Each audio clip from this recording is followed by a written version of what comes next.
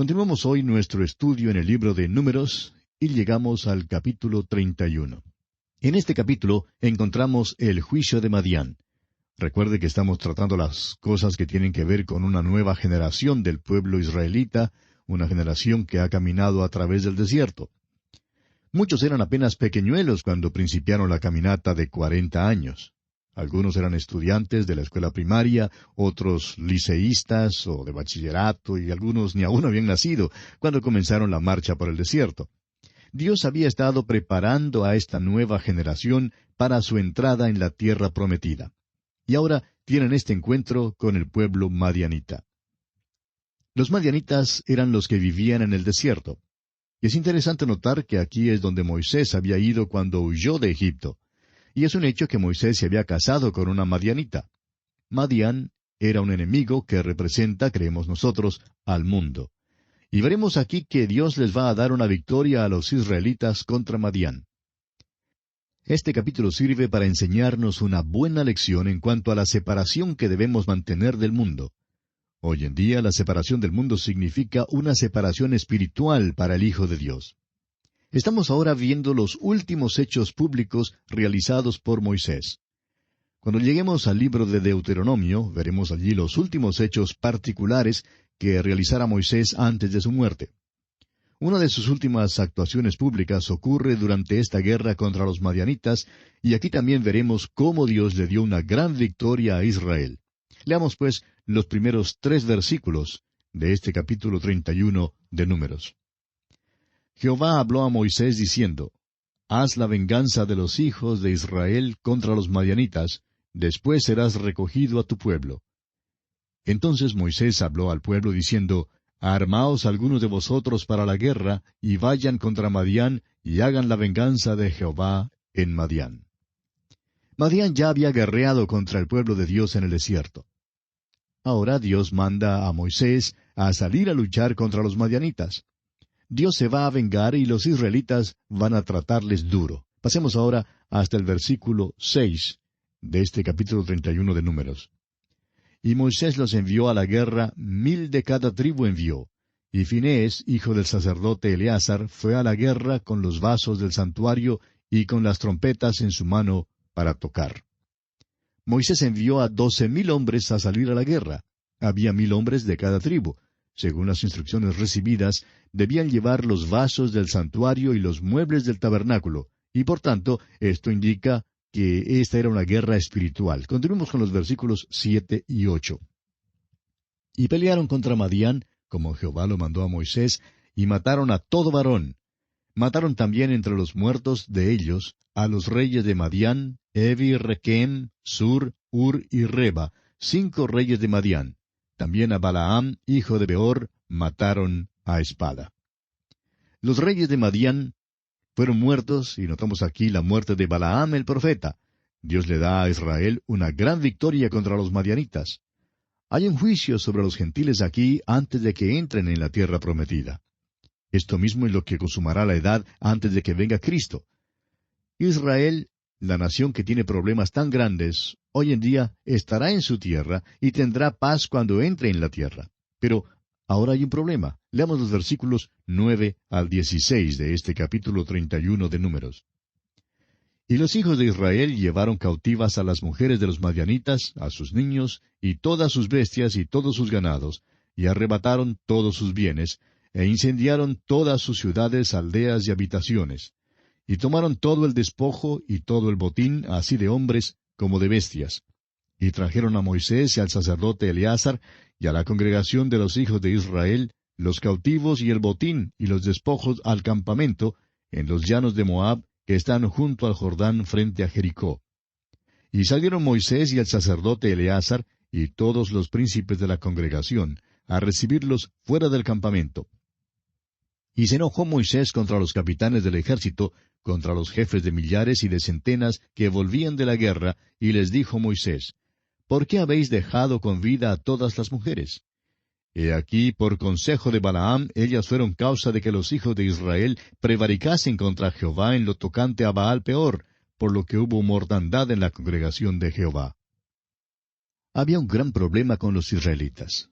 Dios les había sacado de Egipto en una sola noche, pero pasaron 40 años antes de que Dios sacara a Egipto del corazón de ellos. Y aún ahora, después de que habían sido engañados hasta unirse en la idolatría, por el consejo que Balaam había dado a los madianitas, todavía insisten en traer al campo a las mujeres madianitas. Y este es el problema con la mundanalidad, amigo oyente. No es malo que estemos en el mundo. Después de todo, aquí fue donde nos puso Dios. No se trata de a dónde vamos, ni tampoco de lo que hacemos, aunque estas cosas son indicativas de lo que está en nuestro interior. El problema surge si el mundo está en nosotros, en nuestros corazones y en nuestras vidas. La lección importante de este capítulo es que se requiere del creyente en Cristo la separación espiritual del mundo. ¿Dónde está usted caminando, amigo oyente?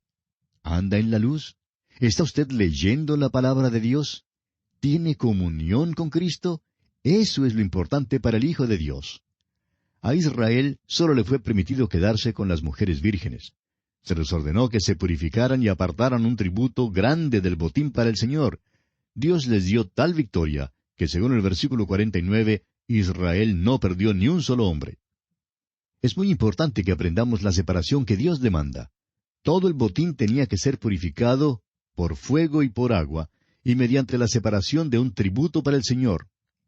Amigo oyente, debemos estar en el mundo, pero no nos es permitido ser del mundo. Y llegamos ahora al capítulo 32 de Números.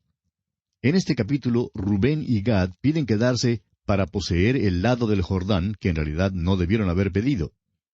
Este capítulo 32 nos cuenta de las tribus indiferentes.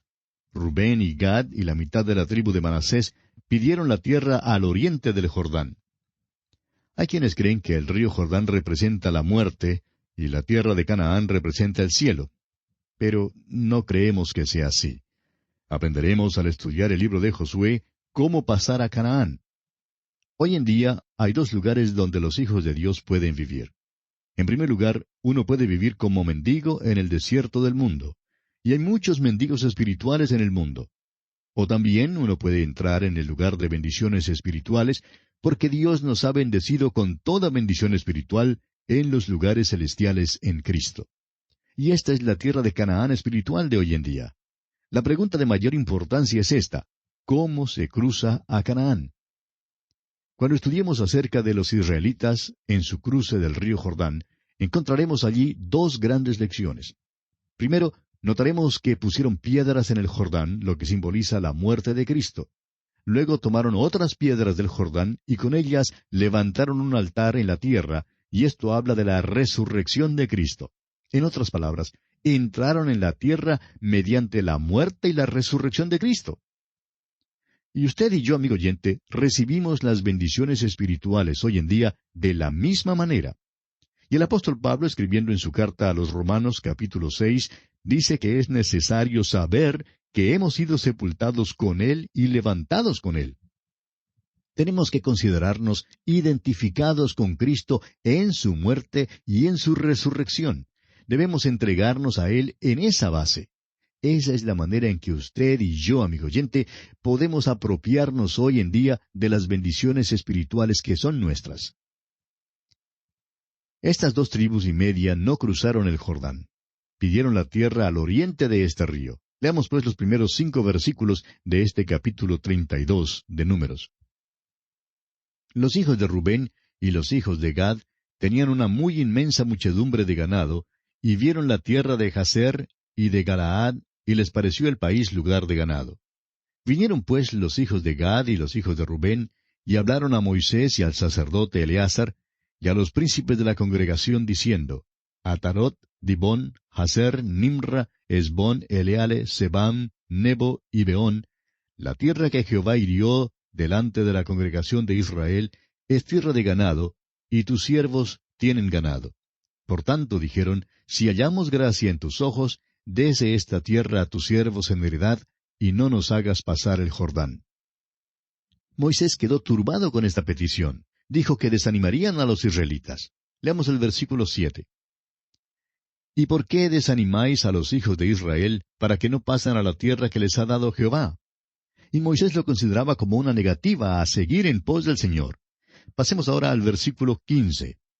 si os volviereis de en pos de él volverá otra vez a dejaros en el desierto y destruiréis a todo este pueblo. Sin embargo, ellos aseguraron a Moisés que enviarían a sus hombres al otro lado del Jordán para ayudar a las otras tribus en su lucha por la conquista de la tierra. Y Moisés entonces aceptó esta promesa. Pasemos ahora al versículo 33 de este capítulo 32 de Números. Así Moisés dio a los hijos de Gad, a los hijos de Rubén, y a la media tribu de Manasés, hijo de José, el reino de Sehón, rey amorreo, y el reino de Og, rey de Basán, la tierra con sus ciudades y sus territorios, las ciudades del país alrededor. Cuando lleguemos al libro de Josué, veremos que estas tribus cumplieron su promesa. Y ante esto, uno quizás se pregunte, bueno, ¿y qué había de malo entonces al vivir al oriente del río Jordán? Veamos solo un incidente bastante revelador. ¿Recuerda usted que el Señor Jesucristo cruzó el mar de Galilea y llegó a dónde?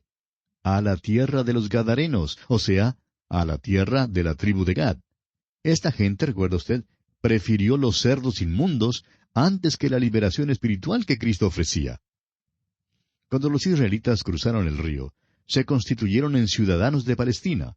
Se identificaron eternamente con esa tierra, tanto que hoy en día hacen una diferencia entre el judío que está en Palestina y el que está fuera de esa tierra, al que describen como el judío errante. Asimismo, amigo oyente, cuando usted vino a Cristo y le aceptó como su Salvador, la muerte de Cristo llegó a ser la muerte suya, y la resurrección de Cristo la resurrección suya. Y cuando usted se desvía de esta identidad, aunque sea por un tiempo breve, es trágico. Las 2 tribus y media nunca cruzaron el Jordán, nunca tuvieron el privilegio de ofrecer un sacrificio en la tierra prometida. Ahora, ¿les resultó esto en desventaja? Bueno, ya vimos que sí. Nuestro Señor dice que por sus frutos los conoceréis. No hay tal cosa como el pensar mal y el portarse bien.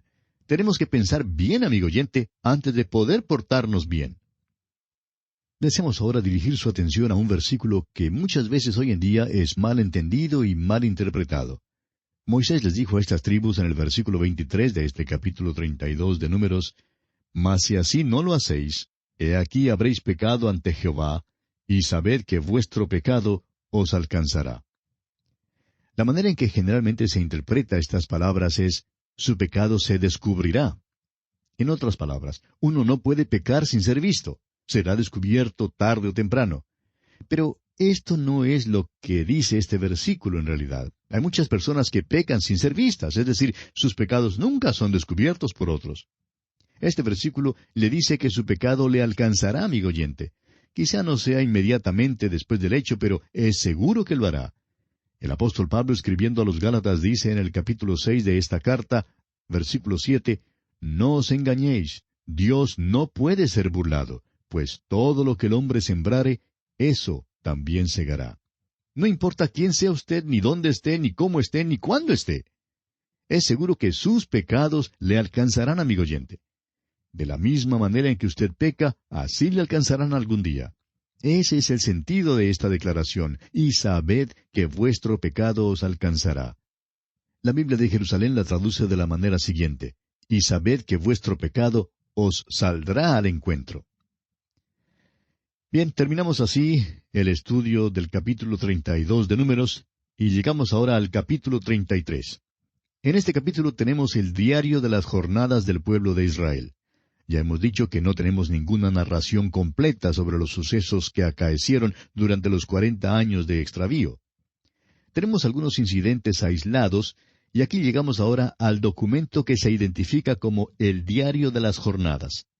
Nada se dice aquí en cuanto a lo que tuvo lugar, es decir, a lo que ocurrió durante tales jornadas. Leamos pues el primer versículo de este capítulo 33 de Números. «Estas son las jornadas de los hijos de Israel que salieron de la tierra de Egipto por sus ejércitos bajo el mando de Moisés y Aarón». Y pasando ahora a los versículos 27 y 28 dicen, «Salieron de Taat y acamparon en Tara. Salieron de Tara y acamparon en Mitca». Bueno, simplemente leímos estos pocos versículos para mostrarle, amigo oyente, que esta no es una lectura muy conmovedora. El hecho es que la llamaríamos bastante monótona, en realidad. Nos gustaría saber lo que pasó allí durante todos esos años en que vagaron por el desierto, pero nada se dice aquí en cuanto a los sucesos. Si usted fuera a visitar a un amigo que acaba de regresar de Europa, por ejemplo, le pediría que le contara algo de su viaje. Supóngase que solo le dijera que había ido a Roma y que siguió luego a Milán, pasó después a Florencia, continuó hacia Lucerna en Suiza y a Zúrich y a Ginebra, luego a Frankfurt en Alemania, etc. Lo que le interesaría a usted saber sería lo que vio y lo que le pasó allí. Hallaría que solo una recitación de todos los lugares a donde fue, pues sería un relato bastante pesado, ¿no le parece? Pues bien, creemos que el capítulo 33 de Números es de lectura algo pesada. Sin embargo, como cada porción de las Escrituras tiene una gran lección espiritual, así este capítulo también tiene una gran lección espiritual para nosotros. Este capítulo 33 de Números es como un mapa de carreteras. De por sí no tiene nada interesante. Entonces, ¿por qué lo relató Dios? Porque Dios marca cada paso que tomó este pueblo. Cada paso del camino es notado y anotado por Dios. Él estaba con ellos durante todo el camino. Estuvo con ellos en su marcha a través de toda su travesía por el desierto. En muchas iglesias se acostumbra a cantar hoy en día el himno que tiene como título «Puedo oír tu voz llamando». Pero francamente, no nos gusta oír cantar este himno porque creemos que expresa exactamente lo opuesto de lo que debe decir. Mire usted, por ejemplo, la congregación que lo canta diciendo «Donde quiera, fiel te seguiré». Pero luego no vemos a esta gente los domingos en la noche, ni en los estudios bíblicos durante la semana, ni cuando hay cualquier obra que hacer para Dios. No podemos menos que preguntarnos, ¿hasta qué distancia realmente estaríamos dispuestos a seguirle? Por eso no creemos que debamos cantar ese himno. Tenemos que confesar que nosotros mismos hemos caído algunas veces y le hemos fallado. No podemos cantar que le seguiremos fielmente donde quiera que nos guíe. Quizá debemos cantarlo mejor de otra manera, diciendo, «Donde quiera fiel me seguirá», porque Él dijo, «No te desampararé ni te dejaré». Tenemos pues aquí el diario de las jornadas del pueblo de Israel. A donde quiera que fueran, en donde quiera que acamparan, en todo lugar, Dios estaba con ellos. Francamente, ellos no le estaban siguiendo a Él. Se alejaban de Él muchas veces, pero Él nunca les desamparó a ellos, nunca les dejó. Y esta es una de las grandes verdades de la palabra de Dios. No te desampararé ni te dejaré. Jesús dijo lo mismo en su discurso en el aposento alto, allá en el capítulo 14 del Evangelio según San Juan, versículo 18. Él dijo, «No os dejaré huérfanos, vendré a vosotros». Promete venir a cada creyente. ¿Cómo? Enviando al Espíritu Santo. El Espíritu Santo mora, reside en cada creyente. Si usted, amigo oyente, es hijo de Dios, no es posible que usted sea parte de Él. No le dejaría salir. Él va con usted donde quiera que vaya. Podemos dar traspiés, vacilar y fallar, caemos y no le seguimos fielmente, pero gracias a Dios que Él nunca nos desampara ni nos deja. Y bien, amigo oyente, tenemos que detenernos aquí porque nuestro tiempo ya se ha agotado. Continuaremos, Dios mediante, en nuestro próximo programa. Hasta encontrarnos de nuevo entonces, que Dios le bendiga ricamente.